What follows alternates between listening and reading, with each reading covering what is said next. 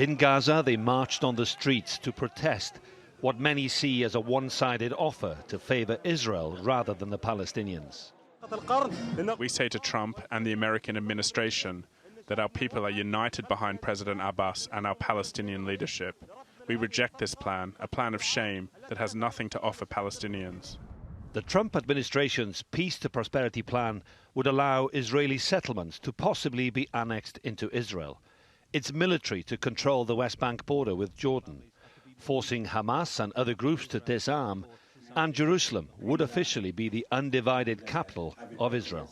This is verbatim what I heard from Mr. Netanyahu and his negotiating teams between 2011 and 2012.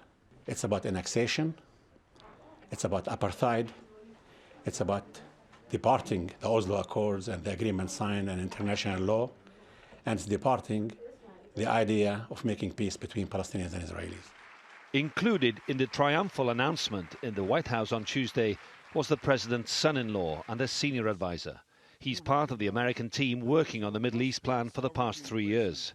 His advice to the Palestinian leadership? They rejected the plan before they saw it. They thought it wasn't going to be as good as it was. So I think they look quite foolish today. Also, one of the great ironies is they keep saying they want to be a state.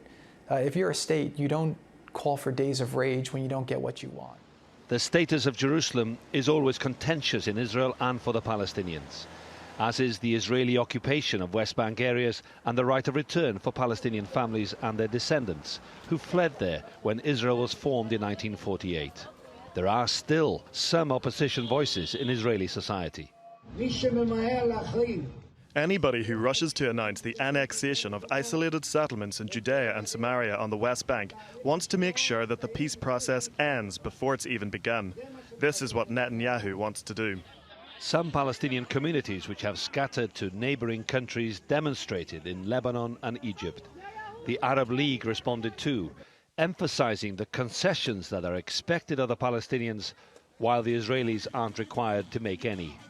No surprises then, after the US intervention in 2017 on Jerusalem's status as Israel's capital. The response to Trump's offer is... This is not a plan of peace.